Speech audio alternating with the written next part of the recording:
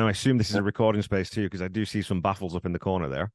Yeah, this is like a little listening room that I have with a couple. I got a Moog sub 37 and a Roland and Nice.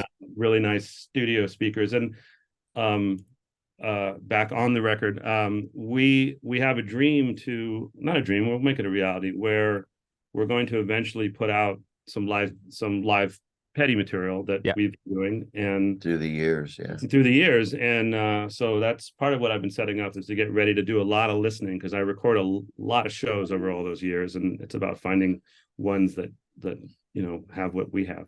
There was thoughts of maybe donating all, we would donate everything to that, yeah. Mike Campbell's charity. Yeah, Well, the Tassie Fund. yeah, we'll Right. do musicians. We'll do the We have to.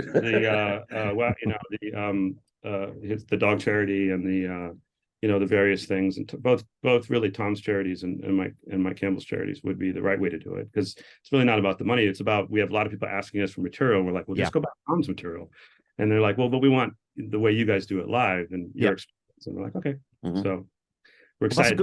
That's a good place to jump in then, because that's one thing. First of all, watching you guys' videos, two things stand out for me straight away. Is one, the audio quality is better than most, let's call major acts that you get around. So that's super cool that you're taking those off the board. And I'm assuming then you're doing post mixing on there and balance and everything, which is super, super cool, because that's that attention. There's no overdubs though. It's still live. Hey. But yes, that is what we're doing. Yeah. Oh man, that's a hot button topic right now, right? Playing to tracks. Yeah. Yeah.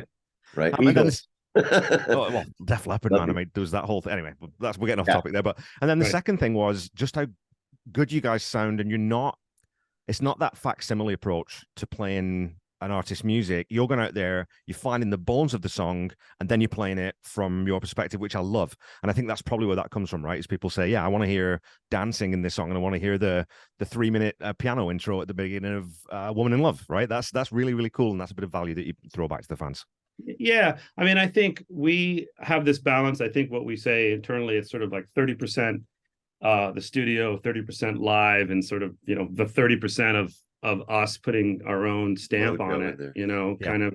And I think I mean, it would be very on Tom to try to play exactly like Tom, and or to dress up like Tom, like a lot of bands do. Yeah, I mean, hey, each to their own, but that's not what we're into. And I think their material evolved so well live. It's so interesting what happened with it live.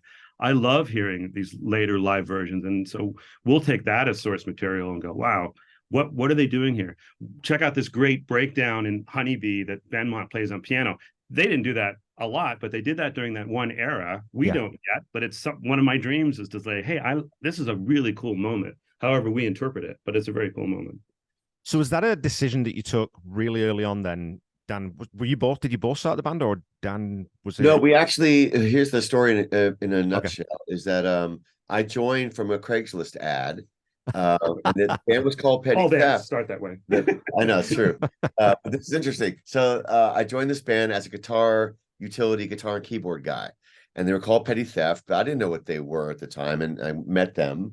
And it was a mixture of about 7 or 8 Petty songs with covers from other artists, and then original songs, a lot. So I joined the band. I passed the audition, and and then we did about 4 or 5 shows, and it was kind of, the singer was decent, but it wasn't the way I wanted it to go, and I felt like I was going to kind of get out, and but then I thought, you guys have this great name, and they had nothing to do with Petty, right? It was the logo was a guitar with a handcuff around the neck. Right. It had nothing to do with Tom Petty. I'm like, you guys got 8 songs. What do you think if we did a full-on thing? Let's just learn the rest of the. I think we had a special dinner with just a subset of the band, where we then hijacked the band away from some of the other people. We kind of did, and nothing to take away how they were as musicians, but we asked when we came up with the idea to go, let's do this, the 3 of us. The singer didn't want to do it. Right. He said, I really want to pursue my original stuff, and okay. So we auditioned a front guy, because I wasn't thinking of it, and you weren't thinking of it at the time. We didn't know where we were going with it, or we needed something to look like them. We didn't know. Looked at like 4 or 5 people and just like, no, no, no. And then the drummer said, Dan, you're a singer. Why don't you try? Let's, really learn, about 4 or 5 and let's get together at my house and we'll play them. And so we did. And it worked out. They said, you're hired. Yeah. I said, really? Okay. And, I am a Petty fan, but I wasn't like a diehard Petty fan. So I had to really get into that music. And now, after 20 years of exploring him and the deep cuts of his songwriting, I mean, I really have come to just love and appreciate what he's all about, more than I ever would have thought I would have. So that was a neat thing. I mean, Dan, just to not, Dan was a lead singer in original bands for many years. He's a front man. He's been a front. Yeah. And I mean, you should, talk about, I mean, you had some amazing bands and some amazing early. Well, it was a band called Frontline in the 80s and kind of like wanted to be a Toto kind of band out of Marin County. We won the Yamaha Sound Check the first year they had this big competition in California. We were the top 6 picked to do this contest from Yamaha out of like 5,000 tapes, and we were picked. We went down to LA, opened up for Bruce Hornsby at the Santa Monica Civic with all these judges and Quincy Jones and Henley, and it was really exciting. Oh my God. Came in second place.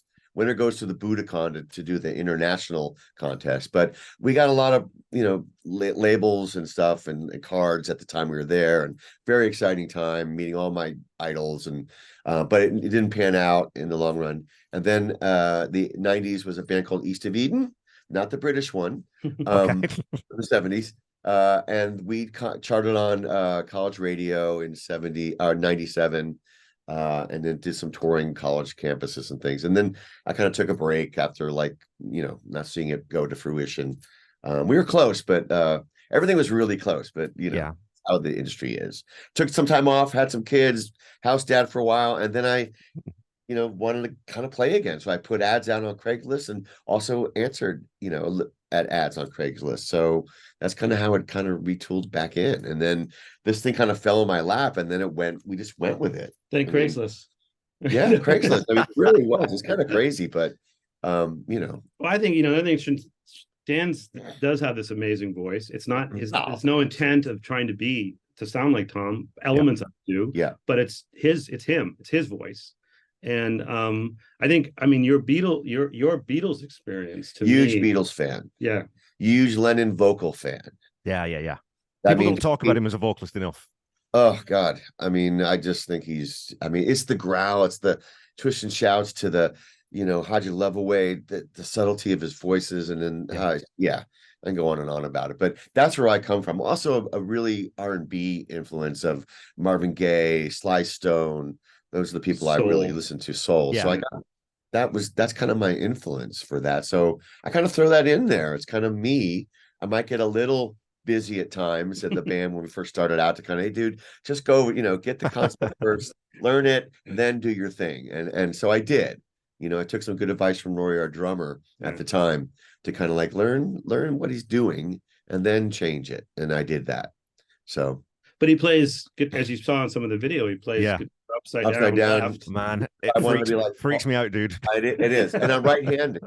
Oh, geez, and the reason being is that I wanted to be like Paul McCartney. When I saw them, and one of the questions of your influences, saw them at Sullivan when I was about 4, and I noticed that his guitar was going the other way. Yeah. So I had ukulele in the room, and used to mimic the songs, put on the record, Do She Loves You, and look in the mirror and be a Beatle.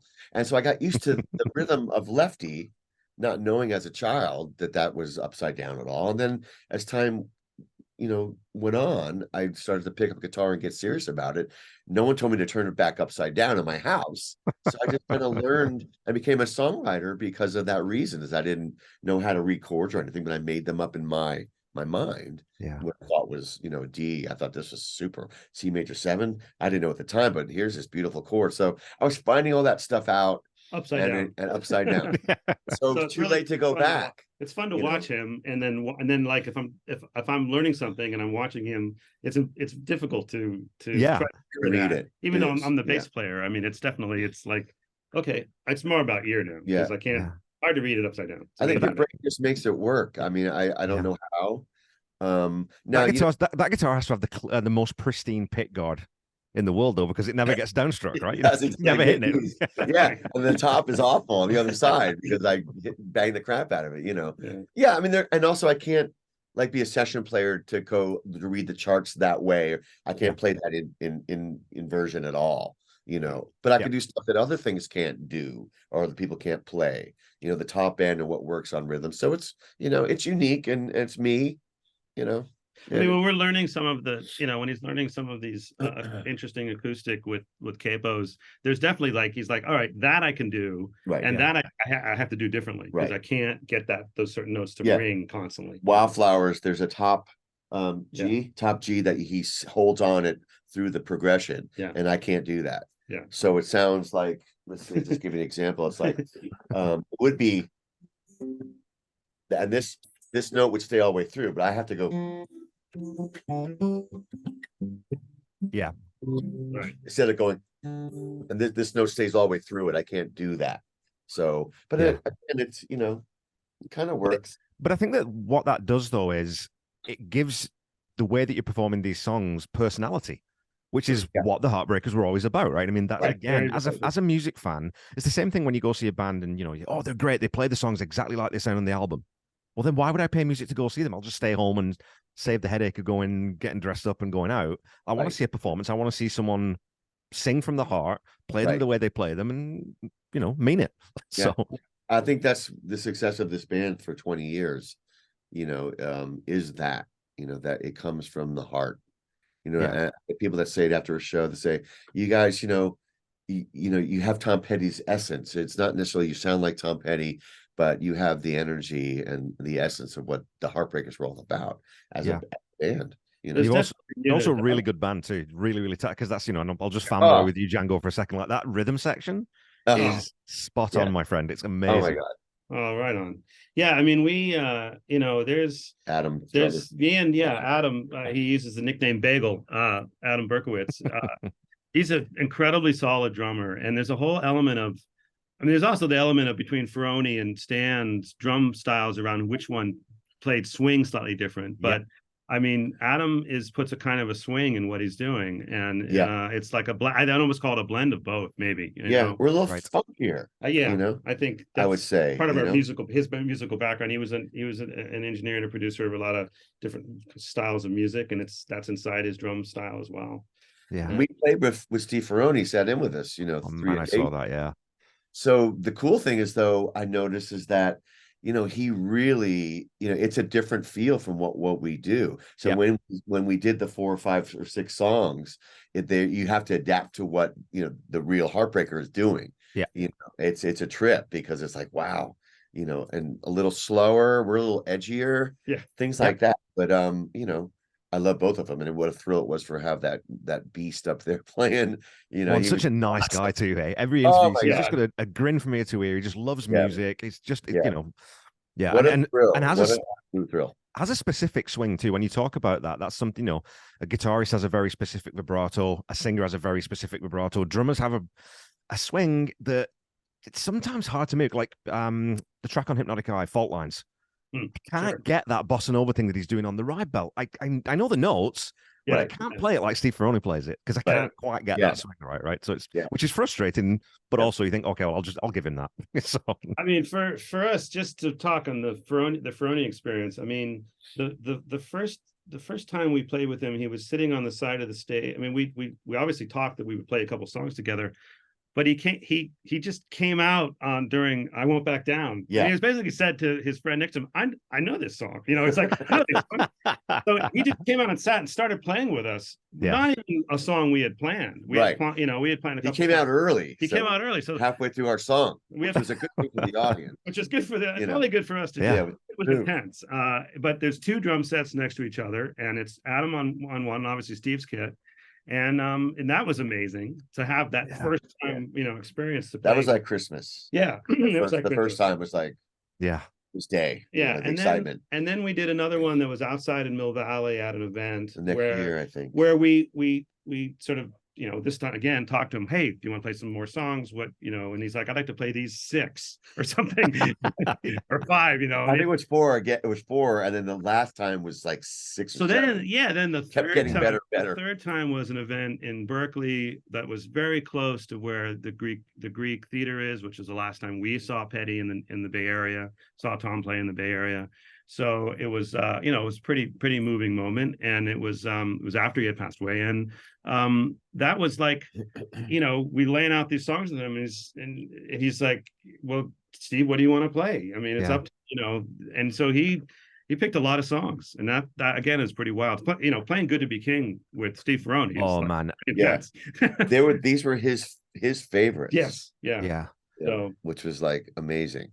It's so cool too that like Ferrone is, he's a session drummer. He's played with everyone. He was going out on tour with Mayer, and that obviously he got COVID, and that got short-lived. But he doesn't need to keep going out and playing these old songs. But you can tell that it's because he really genuinely loves them, and he probably misses playing them live, right? So any opportunity he gets to come out and play with people he knows, and obviously that's the other thing as a good testament to you guys' ability is he's not going to come and sit in with a band who can't play, right? So he's not. No, it was the icing on the cake for the experience of being in a tribute band and starting out in small bars and lining up with a breaker. We're looking up, and he's sitting up on the balcony, and he watched our whole set, which is already so cool.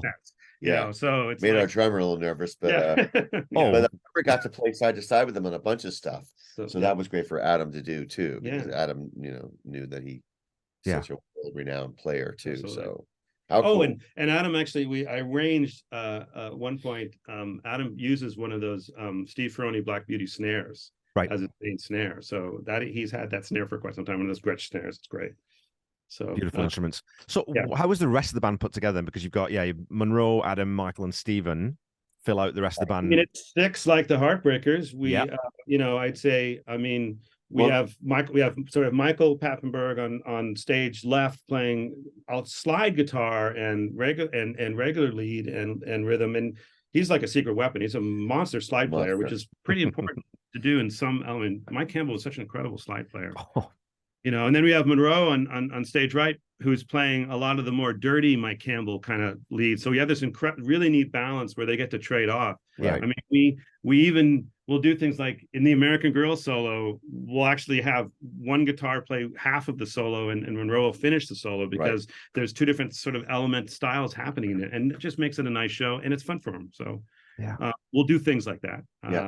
And then we have, Stephen, who's been, we call him the new guy, is that in joke. It's Ferrone, but the reality is he's been around 6 years, and he's the last. He's the youngest. He's the youngest member, but he's so then with bass, and I would say they were our 6 with Heartbreakers, like the Heartbreakers. The 2 from those days of bars, and we played everything from a country bar, with boots.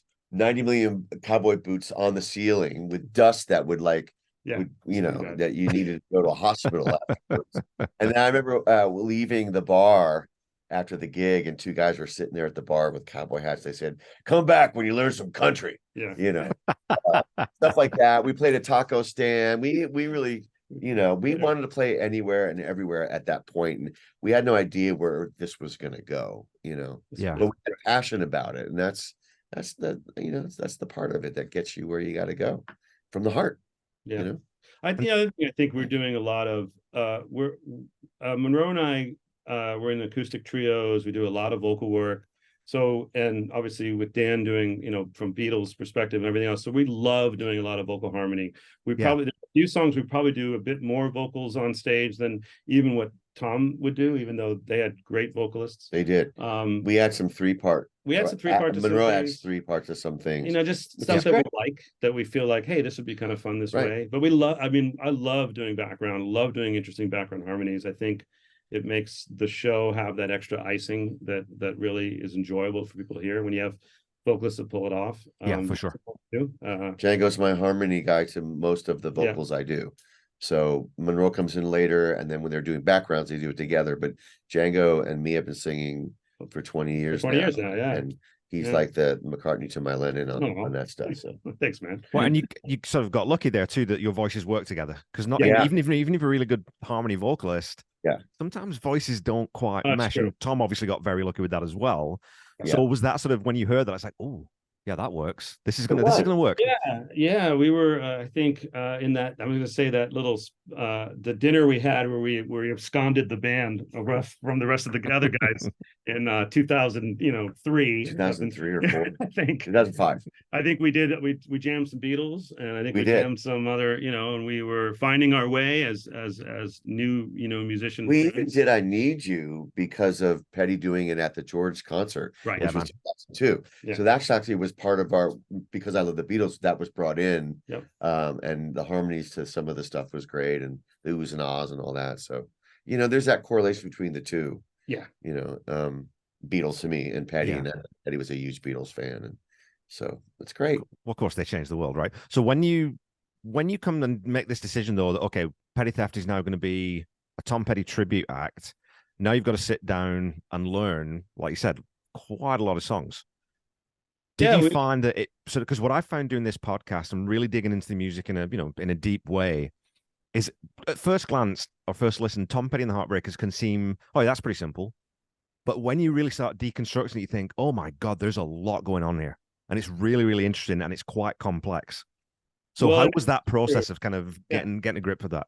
I mean, it's true that there are people that go, oh, I'll just start a tribute band, and Petty's really easy. I'll just do that. Yeah. I got to tell you, when you go see a live band, no matter who it is, if you can tell real quick whether it's right or not. So, and Petty's definitely that. Like, you could say it's 3 chords, but boy, if it's not really with that subtle character and icing and energy around it, it doesn't sound good. So you can see it in those bands. You can hear it that they're not listening. Yeah, they need listening. Yeah, they're not putting down, the parts.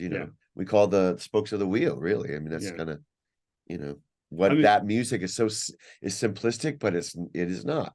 There's times, when it's like you really gotta listen to parts and what makes it really work. I mean, we're still. We're still learning it. Definitely. Yeah. I'm always relearning bass lines or rethinking about stuff or hearing. I mean, remember, I've got Ron Blair to listen to, and I've got Howie to listen to, and the different ways that they played, and the different and the things they played, the same, and the way that they play versus how I learned to play, and what my So I'm always going, wow, this is how they do it. Or that special line you pick up from a live tape, you go, hey, listen to this. I'm like, that's great. Yeah. That's there's a lot. So there's definitely a lot of that keeps evolving. I mean, how did we, to your question, I mean, I think we sat and we rehearsed a lot. We learned, and we just kept learning more and more material, and we didn't sound that great in the beginning. I'm sure. I know it. And we've heard it. We've heard tapes, early tapes. But we kept doing it. But we had a lot of players. We had two. We got to the actual lineup, which has been from 2008 or 9. Right. Those first 4 years were like people coming in and out. Yeah.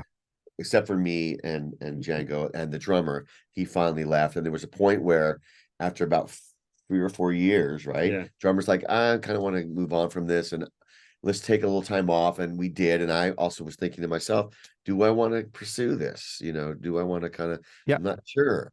And then this new tide of positivity came in, and Monroe, and because of your friendship, Monroe, and Adam, he brought Adam in, and then this other guy, Chris Collins, who's amazing guitar player, keyboard guy. And I was playing keyboards as we were a 5-piece the first 3 years. I was playing keyboards in front, and so it was good that we got rid of that, and I could just, designate being the lead guy. And then that's how that kind of came. So really, when Monroe and Adam came in, that's when it really started to click. And we kind of knew at that first rehearsal. I remember talking to Adam after the rehearsal, going, "This is going to be good." Yeah, we kind of knew. Like, we didn't know exactly what, but we said this is going to be something. It was a really good feeling. So again, that comes across too, right? I mean, band dynamics. You can tell when a band's really having fun and when they're going through the motions, when they're just getting the job done on stage. It's really clear. As if you go to see enough live music, it's like, that guy is definitely not talking to that guy. They're just not speaking. They're not looking at each other. They're not, so it's great that you guys get on that. And, obviously you guys have been friends now for 20 odd years, and and then those guys longer. Yeah, they know each other since high school. Three of the guys, Adam and Monroe and I, all graduated the same year, same high school in Mill Valley together. And so we've been known each other a long time. There's a great chemistry, there's no doubt. I mean, it's like this when we play together, it's definitely special, you know. Yeah.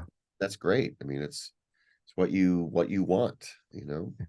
And this is you're on your, well, I mean, you've got longevity because this is your 20th anniversary tour is that you're currently on, right? You've done Idaho, California, Washington, Texas. You're heading out to Utah, Oregon, lots more dates in California. How's being on the road? Do you enjoy it? I do. That's a look. I'm the oldest in the band. So he's like getting up early. I get a little cranky about getting up early, and then the waiting and the, you know, it hurts and wait, and you get there, you know, you have one day to do it and then fly back. We don't stay, and it's, you know, but when all is said and done, the hang out with these guys and all that, it's just it's fun, and you know, pull up my socks and do it.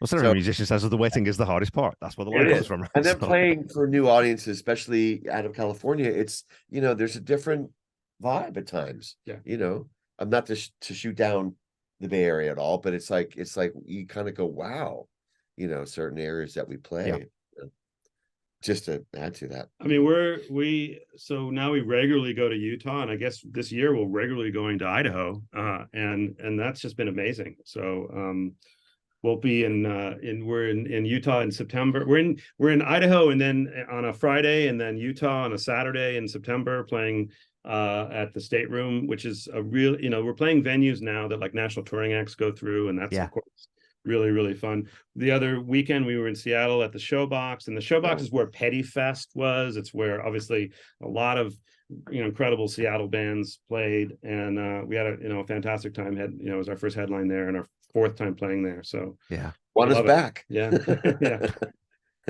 Let's talk a little bit about the songs then, because you know you've got this massive catalog. And again, when I started this podcast, I was like, okay, well, there's 16 albums. I'll get through that in about 4 years. And then I find Playback, and then I find Anthology, and I find it's like, and all these B-sides and Mudcrutch. Oh yeah, I should probably do the Wilburys. Oh, and I should probably do this too. And it's like, oh my God. So when you're picking songs for a tour, how do you go about that?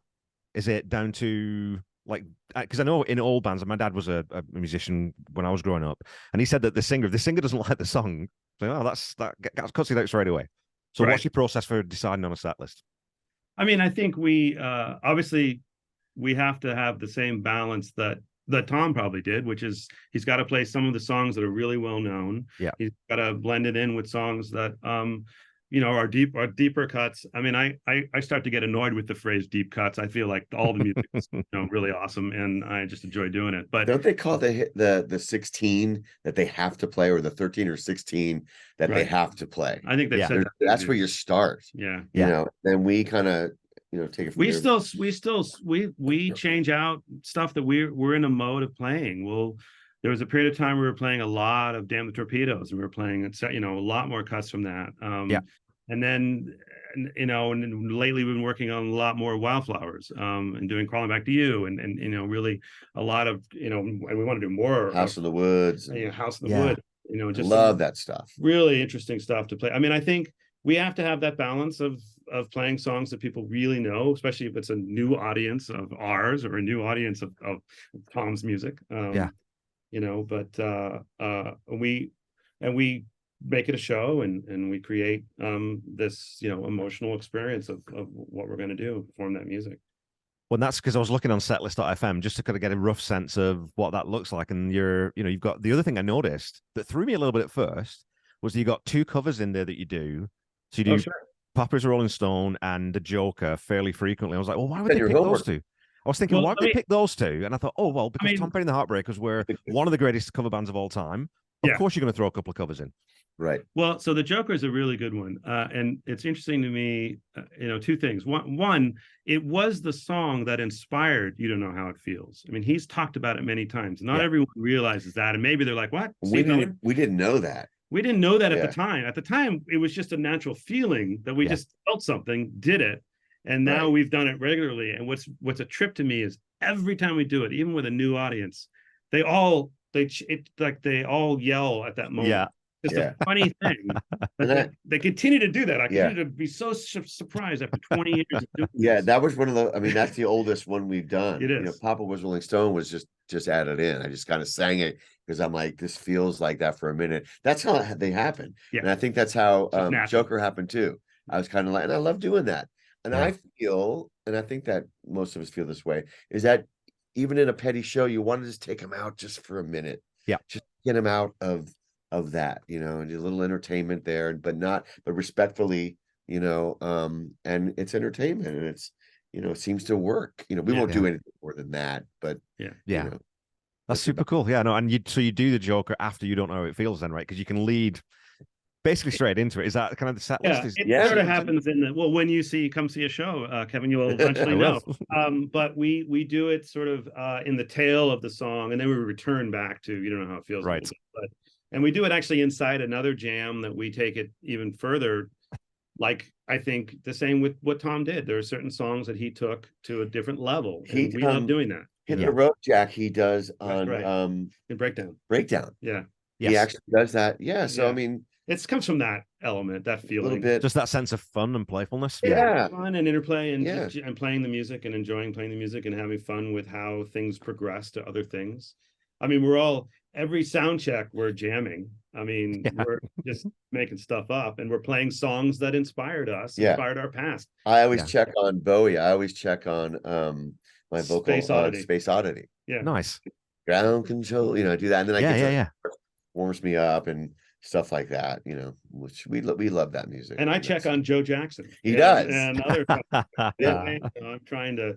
You know, it's always about trying to get something that gives the front of house guy the sound he needs to make us sound good. So, of course, yeah, and obviously, you know, as a cover band, when the Fillmore box set comes out and we get to hear, you know, all the 50 covers that make that's where you think, this is a band that is kind of sick of playing the same things over and over the same way all the time. So they do this 20-date residency at the Fillmore just to break free and say, now we just want to kick out and have some fun. We're going to bring in some guest players, some of our heroes, and we're going to play the Stones, and we're going to play, you know, the Breeze, JJ Cale. We're going to play all these different tracks. So as an inspiration for a cover band, I mean, we take a lot from Live Anthology, because obviously that was the main source material, really great recordings of and that's I would say is what fed a lot of how we started and evolved.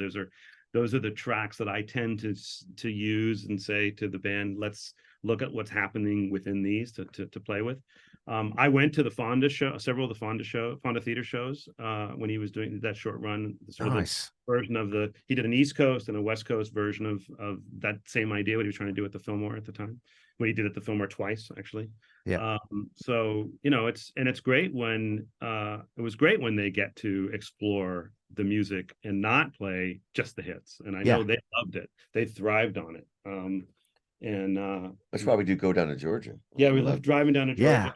Georgia. You know, we do. I mean, we do a lot. We keep finding more. I mean, we will continue to find more. There's a lot to do. There is. Well, and it's all good. And it's all good. That's the other thing that I just, when I started going back and listening to this guy's discography, it's like, that album's good. That album's solid. This album's great. Then you get to Wildflowers. It's like, oh my God, one person wrote this record. And then even so, I've always said that the thing that separates Tom from his contemporaries, maybe like Bruce or even Dylan, is that once he got to that stage where he could have gone into greatest hits mode and just toured off the back of his greatest hits, he then puts out a blues album. He does Mojo. He then puts out Hypnotic Eye, which is, this is a guy who's still, his trajectory is still upwards as a songwriter and as a musician, which is pretty incredible for a guy that age and a sort of a band like that, right? Yep, absolutely. Yeah, absolutely. I mean, all that was there's songs off Hypnotic Eye and off of Mojo. I mean, we were doing I Should Have Known It for a bit. We love playing that. The challenge with this is that they had a lot of guitars, and I Should Have Known It to play in a step down, in a one whole step down tuning, which would mean we would have to then also have those guitars. And there's just so much we can carry when we're running around. I love singing that song, but he loves doing that song, and I do. We love doing that song. And you know what? We did actually put in Black Dog because it was just the end of it. Down. It works Nice. after the fill that they do. That riff is just the end of the song. Just that was Jimmy Page influence. Mike talks about it. He's playing on that incredible Les Paul he picked up that influenced that whole album. Was this very rare Les Paul. We've only done that one, maybe 2 shows. Yeah, because of that. But I absolutely love it. Yeah, But I was looking through the list too, like Night Watchman. I love that song. Again, you talk about deep cuts that people forget about. It's beautiful. Yeah. It's such a cool groove. Yeah, it's. I hate to say this, and they hate when I say this. So for me, that song, it reminds me of Grateful Dead influence. Yes, it has kind of feel the percussion thing going on. It's just very kind of deadish. He was very Jerry Garcia influenced. So I could totally see that too. Well, he absorbed all those things, didn't he? Like you could see he was just such a student of music, and it all comes out. But it sounds like Tom, It does. Yeah. No, definitely. I love there are songs that I've got to pitch to these guys. But I want to do "Waiting for It Tonight," the one that has the Bangles doing the background, which we do our own way. I love that. That to me is actually a song that that Mike played the bass line. It's kind of disco-y, but it's not. And on the recording he played the bass line on it, and that's a song I would love to do. There's several songs like that I go, wow, if I could figure out a way to pull that off. Yeah. And you get like the super nerds in the crowd would just go nuts. Yeah, people like hearing a song like that because those B-sides and outtakes you just we get a lot of people that want us to do Spike. Or Cole on LSD. I'm learning that one just for my solo gig I do just for fun. Another one I love is To Find a Friend. I'm just falling in love with that song. A Higher Place and To Find a Friend are probably the next two that Dan and I will learn first to then to the band and go for. So is that the process then? You guys work out sometimes the parts and then I mean, to really get a song down, if we can sell the lead singer on it fully, and he gets the lyrics and everything, then the band will find its way, and it may not instantly find its way, but it will find its way pretty rapidly. So. Cool, man. I don't know. I don't know how, because this is always the thing if I talk to anyone in a band is how do you pick songs? Because there's so many out there, and there's going to be something you leave out that people are going, oh man, I wish they'd done this one. But looking through, the set list, there's a lot of Wildflowers in there, and I was thinking, wouldn't it be cool to do a one-off gig someplace sometime to just do the Wildflowers album front to back? I've been pitching that. We've been talking about it forever. Actually, we can talk. So 2 things we have done. We did for one set of shows some years ago. We did Full Moon Fever. We did the whole album, and back to, front to back. Then another time we did Damn the Torpedoes. So we've done that whole album side plus a bunch of other songs obviously wrapped around it. We would like to do Wildflowers that way, and then the question is, how to present it, and some of the songs are a little bit mellower than others, or an unplugged show, or do you have strings along with it, or something kind of cool? I mean, there's all kinds, or horns I mean, so I could definitely see us doing Wildflowers eventually. And then the question is, do you do, the double album version of Wildflowers? He added the last release where they actually added all the rest. You put Harry Green in there, and you throw in there's a lot of information on the double. I love Leave Virginia Alone. And actually I like the demo version better. For me, and he also switches up the lyric, which is good. Well, those demos, I mean, what a treasure trove for fans, right? When you listen to where these songs started and where they end up, and then you realize that still blows my mind completely that he wrote Wildflowers in one pass. That demo is one pass, nothing written, just all came out. How does that happen? That's one of the, I mean, he's tapped into something. I didn't know that until the double album. I didn't know that Ringo actually played on that. That's Ringo. That shuffle. I didn't know that. And I'm like, because he's talking to him in the studio. It's like, there he is. It's like, wow, man. But as a vocalist, because Wildflowers has got, like you said, it's got so many different looks on it. It's not all the same speed. And that's where Tom had that brilliant vocal ability, again, underrated, I think, to be able to sing different ways. He could inhabit characters. He had his really sort of choked out push that he could do, but he had that really mellow thing where he could sing in that low register, which is really difficult. So as a vocalist, it must be a lot of fun to explore and think, well, how am I going to do these? How am I going to approach these? No, it's true. And obviously the lower petty from the 90s works for my voice better. The higher stuff we have to actually draw it down a few. Yeah. Just because it's, and I think that even now, before he passed, he was doing some songs in lower keys. Yeah, he was. Yeah, he moved stuff. For sure he was. Yeah. Refugee, I think, was in E minor, I mean, which is great for me. Yeah. We do Free Fallin'. I think he still did it in F sharp, but I like it in E. It works better, and you don't have to capo it. Things like that. So, but yeah, the early Petty stuff is like brilliant.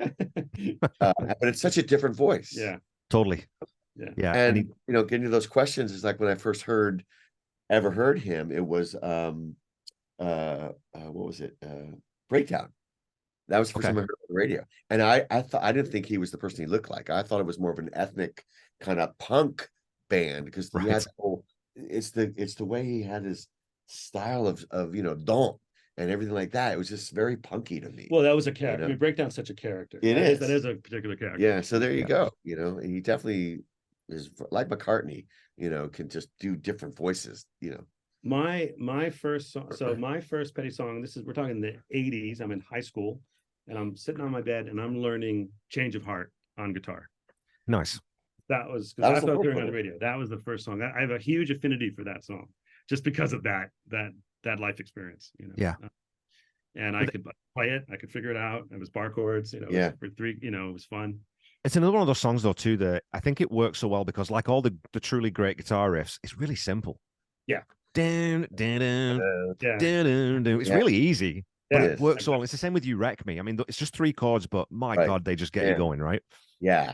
Well, then the next layer of it that I get into as I'm older and learning about it, like I love doing Change of Heart because vocally there's this really cool harmony tension that's happening against those simple 3 chords, and that's what makes that song just sort of so cool. Well, I fought for you. I mean, it's just really, I mean, and it's a certain era that he was writing in, and it maybe not be everyone's favorite Tom Petty song, but certainly is one of mine. And again, an album that I think doesn't get quite as much love as it should. Long After Dark it's their 3rd album with Jimmy Iovine, and it's at that point where they're really good at this now. They're really good at sort of arranging songs, getting in the studio and getting really good takes and getting them sounding great. Mm-hmm. And so I think because I think it's very polished, I think that's where some of the purists think, well, this kind of sounds a bit like Hard Promises and Damn the Top of It. But there's some great songs on that album. Have you guys ever done Straight Into Darkness? It's one that's on my short list that I want you guys to do it. We might have tried it in the early Petty. Yeah, I think we will. One of the guitar players. It's got the piano thing that feels a little Police like. It's that little it's got that whole little phrase against the 3 chords. But it's a really cool song. And I could see us doing it eventually. It is something I'd like to do. It's on my short list for sure. Runaway Train, is that the one? Runaway Train's one of your favorites. Now I would do that not as 80s with the drum machine, but if we took that song and made it more organic, it's a great song. I love that song. Yeah. And I just discovered that on the what was it on? That's also on Long. Actually, I don't even remember. It's on Let Me Up. Let Me Up enough. Yeah.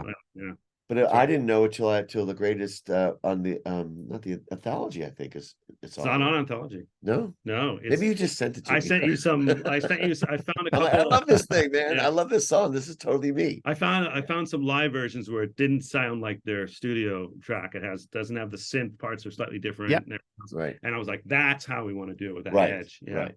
And then Mike Campbell did he sort of did like a solo version of it on an Instagram thing like last year. I was like, that song, we should do that song. I love those videos when he just gets super technical about, this is how I constructed this and this is how I did this. Yeah. He's talking about the greatest songs of all time. Oh, well, just throw away. I just did that. And I showed Tom and he thought it was okay. So I just love the casualness of it. But yeah, I mean, Runaway Trains, like I said, when I covered that song, when I talked about it on the episode, I think it really suffers from that production aesthetic of the 80s. It really gets locked into that time where if you do it without all that synth bloat, it's a really good song. Really well, clearly song. I'm going to have to listen to that episode of your podcast now that we know what we're talking about, because now I'm intrigued. We're pitching that to the band now, man. Yeah, we're in. That'll be the... But it's also funny because you mentioned the piano bit on Straight Into Darkness. Yeah. And that's the thing I mentioned when I covered that one. It's like, that's King of Pain. Yes. So I don't know if Sting sort of heard that and thought, well, I'll use that, Well, or whether it's just that conversion evolution. Yeah. I don't I know. look at that and I go, wonder what, you start to wonder which year something happens, and you go, who on the bar for some. I don't know. Maybe we think that because we both hear it, but hey, it may have been totally organic and had nothing to do with each other. Absolutely. Okay, well, Petty Theft is on tour, the 20th anniversary. Kind of always on tour. and I love too the fact that it's because you sort of listed as a Tom Petty and the Heartbreakers tribute, not just Tom Petty, which to me is really important because I've got this weird nerdy thing when I'm on Wikipedia and I go that I send up down the Wikipedia rabbit hole. Right. Anytime I see Tom Petty and his backing band, the Heartbreakers, nope, go and edit that. That's coming out. They're not a backing band; they were a band. So I love that. I do a lot of wiki editing myself as well. So, I totally agree with you. It's the same. They were a band. I mean, it actually makes our tagline kind of long. But we and hey, every show we try to we close the show by making a statement around honoring Tom and honoring the Heartbreakers, because it was all of that. It was all of them that created what they are. And they were an amazing band, and I'm glad that some of us got to experience that, seeing them, and glad that we get to try to create our own experience of this incredible catalog and music that they put together. So, what can people look forward to if they come to see you guys on this tour? Wow.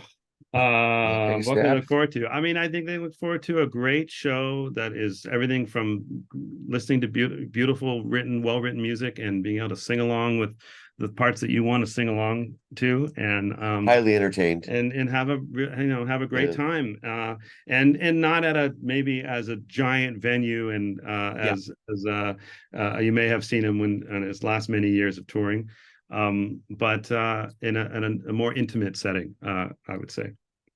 And you guys are usually closing, I think, the set list out is you don't come around here no more, which I assume you go nuts with the outro and you just jam out until as long as you can, as long as they'll leave the lights on. Sometimes it gets kind of long. That's funny you say that. We always look at Adam and go, "Come on, is he here? Come on, man, let's go." But no, it is fun, and I don't mind it if we keep going. Really, it's actually a jam out. Actually, and something that you will see, Kevin, when you come see us, we actually quote a bit of Wildflowers in the middle. Yeah. Don't come here no more. Just because why'd that happen? We found it. We found that moment, and I don't even know. I think someone kept requesting it. We don't do it all the time. We do it when we choose to do it. We don't want to overburn it, and it doesn't work in the breakdown of the set unless you start it out. And actually, so lyrically, it came from that. Don't come right here no more, and then you belong among the wildflowers. It almost kind of works. It is in the same. Same key. So it's a really interesting progression. So we do that sometimes. Just a tidbit of it. We belong. All we do is say, "You belong among our flowers. You belong somewhere, and that's it. And it goes back. Don't come around, or whatever. I come in my verse right there. Yeah. So it seems to work. And people always go, "Oh," when they hear that, and then once they hadn't heard that song, and wanted it, they get a little bit of it, and they kind of go, "Oh, I love that." So. Yeah. Well, and just from speaking to you guys now for a little over an hour, the one thing that when I do finally get down to wherever, if you come a little bit further north, maybe it'll be easier. But if I'm in Cali and coming out, what I'm looking forward to is just a bunch of musicians who clearly still love what they're doing and play for each other as well as the crowd. Because again, to me, that's what the essence of music is all about. That's what I get off on if I'm in the crowd listening. Oh, it is. Yeah. Thank you. You're right. Yeah. I mean, you called it. And so where can people find you? If people are looking for tickets, if they're looking for tour dates, if they're looking for merch, where do they go? Best is the wonderful wide world web of pettytheftrocks.com, I would say. And really, I mean, get on our email list, which you can do from there, because that's the right way to be paying attention. And we are kind of billed as San Francisco's tribute to Tom Petty and the Heartbreakers to differentiate a lot of the millions. Seem to be quite a few. Some that have been around for a while, and some that kind of came in afterwards. But I mean, pettytheftrocks.com is the best place.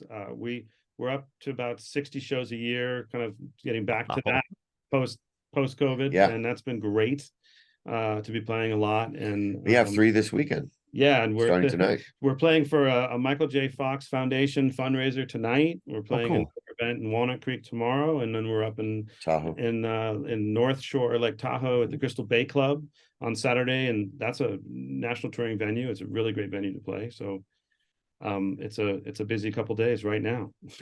It's just getting ready to go out and do what you love, right? You just wait. Yeah. All you do is waiting to get on stage and enjoy That's it. right. It is the hardest part. Yes. Yeah. We're actually out of here in about an hour and a half to drive to that venue to play. So even on a Thursday. Even on a Thursday. Well, hey, thanks so much for coming on the show, guys. It's been a genuine pleasure. And like I said, I really do want to come and see you guys now, because I feel it's always different too when you've spoken to someone in a band and you have just a little bit of a different connection. You think, okay, yeah, they're the real deal. It was the same thing when I spoke to Jake Thistle, the young kid who's got to build his career now. Same thing. It's like, yeah, this kid gets it. He's not faking it, and he's not doing it, because you can lean into Tom Petty and you can get people out, but you're doing it for the right reasons. And so this episode will go out September 1st. On a Friday. I'm going to put it out as a special app. So yeah. So what, people, go check out Petty Theft, go hang out, go talk to the boys. I'm sure they'll chat to you after the shows. And absolutely. Pleasure. Thanks for having us, Kevin. To you, sir. Yeah. Awesome, man. Yeah, there we go. We'll wrap there. That's awesome. All right. Cheers.